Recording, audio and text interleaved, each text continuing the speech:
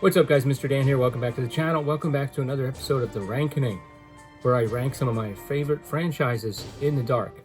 Not sure why I started that, but might as well continue it.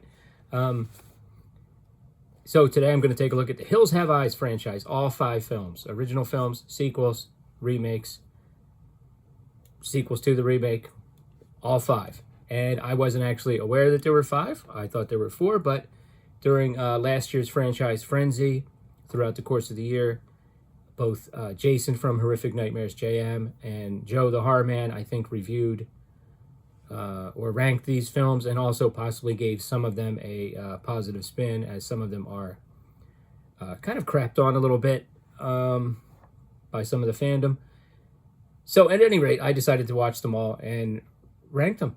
And the only one I had to get that I didn't have at the time, I believe, was the one that is actually my 5th from the bottom. Having said that, it's pretty good. I liked all of these films, and I think my rankings going to be a little more traditional in terms of it might not offer as many surprises as their rankings.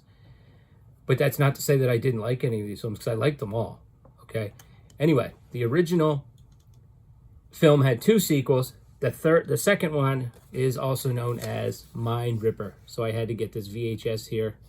I did not have this. That is not Brad Dourif. Looks like him.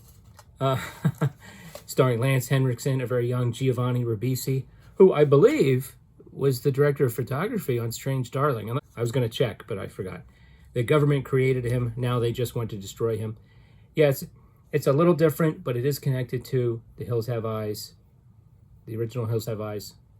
And they did film it in Europe somewhere, although it really does look like a match for the desert setting from the first 2 films. It almost looks like if you went into a tunnel, and there's some tunnels involved in this, and underground facilities and so forth.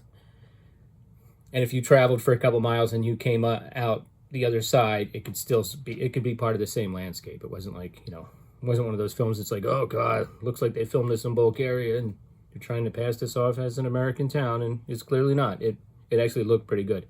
And it involves some scientists and some underground facilities. And just like with the third film and a lot of old classic franchises like The Fly and The Creature from the Black Lagoon, by the time they get to the third film, they start doing a little more with the experimentation angle.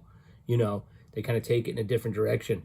And I really did kind of like it. I mean, they kind of changed. I think this guy here, this mutant guy, has a kind of an ability that we didn't see in the previous 2 films. I haven't seen this in a few months. I haven't seen it since the summer, is what I'm saying. But I am eager to rewatch it. It was actually pretty good. Pretty good effects. Pretty good story. You got Lance Henriksen. I mean, not bad at all. Next one, 4th from the bottom. Another one that wasn't bad at all, despite the fact that even Wes Craven, I think, has had some unkind words to say about it, saying he just did it for money.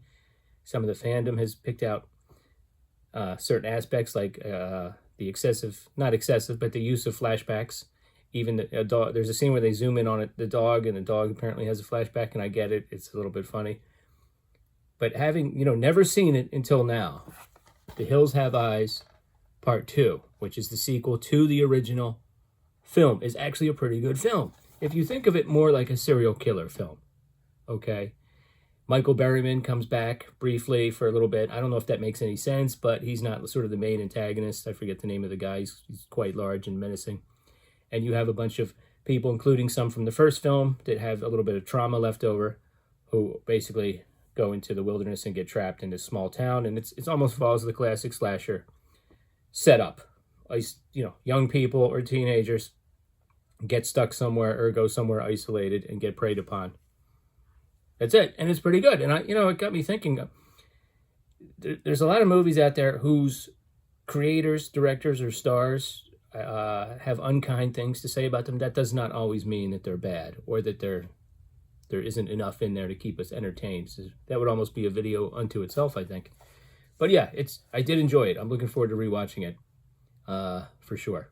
Great atmosphere overall, and Penny Johnson's in it. Sometimes without all of her clothes. I'm just saying. Penny Johnson, boy, I loved her on the Larry Sanders Show. I almost said Larry David. The Larry Sanders Show. way back in the day, if you remember that. Okay, next, I'm going to go with... The Hills Have Eyes 2. This is the sequel to the remake. The army goes into the desert and runs afoul of more cannibals. I had seen at least some of this before. I don't think I saw the whole thing, and I kind of got some scenes conflated with the remake, the first film in the remake series. And some of the parts with the army wear thin a little bit, you know, all the shouting back and forth at each other. That doesn't last too long, though, before they start getting reduced in number. You know, there's a hapless guy in a porta potty who gets preyed upon in a very unique way. And then we meet a whole new batch of sort of cannibals. One of them is played by Derek Mears as Chameleon. Great performance, great makeup. His name is Chameleon. He kind of blends into the rocks. There's a couple other sort of cannibals that have own distinct personalities and looks. They really did a good job with the makeup. Once it gets to that part, it really goes. There's a great scene where someone's climbing and they come face to face with one of the cannibals, and it's almost like darkly funny what happens to that person. But yeah, I really did enjoy it. It's actually pretty good. A lot better than I thought. I watched all the special features. They put a lot of effort into it, and it kind of shows. And I think next time, you know, knowing what I'm getting into, some of the parts that I don't like in the beginning will kind of fly by. Anyway, that brings us to my second favorite, and that's going to be the original Hills Have Eyes. You know, parts of it appear quaint. I always thought the fact that they're wearing these furs looks kind of like dated, but then again, they probably would be wearing furs. What else would they be making their clothes out of? I don't know, but you know, it's a well-made film. It was a step up, I think, for Wes Craven. Well-acted film, great effects, great makeup effects. You know, Michael Berryman is fantastic in the movie. Some truly shocking scenes. You know, the parakeet decapitation and drinking scene really got to me. The two dogs, Beauty and Beast, but it's a great idea to have them named that way. Just a really solid film all around. You know, still holds up today for the most part, and I have a lot of nostalgia for it. That's probably one of the reasons why I have it number 2. Hey, that leaves us number 1, the remake, Hills Have Eyes. This blew me away the first time I saw it.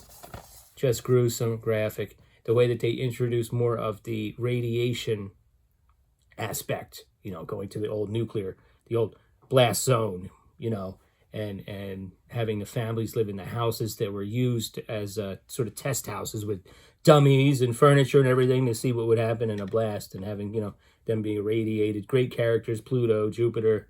Then you got like Big Mama, Big Brain, you know, steal the baby, kill the baby. Great action sequences. I think they took the characters from the first film and they improved upon them. Ted Levine is fantastic. And what happens to him in the unrated version? Oh my, when they zoom into his face, if you know what I'm talking about, we see his eyeballs melt. Good Lord. But just a really good film. I think, what's his name? Robert Joy plays Lizard. He's very good. Yeah, just all around really solid. Really solid. A solid reimagining of the original film. And that is my favorite in the Hills Have Eyes franchise. What did you think of my order? What did you think of my ranking?